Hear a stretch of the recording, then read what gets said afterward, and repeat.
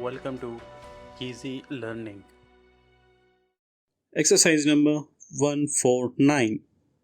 It is said that civilization has deprived man of his love of nature, and it is only necessary to observe the small proportion of city dwellers who delight in the out of doors life to find confirmation of this statement. This has been spoken of many times, and as we think and as we shall maintain, it is very unfortunate that such a state of affairs exists.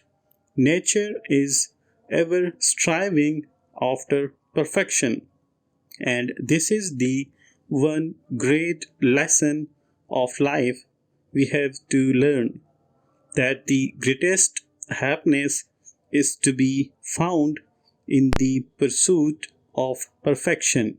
For, as Stevenson says, it is more blessed to travel than to arrive.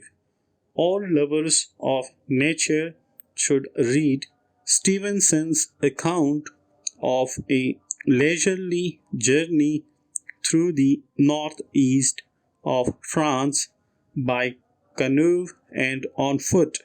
He was a lover of nature, being in perfect agreement with him and wishing to emulate his example.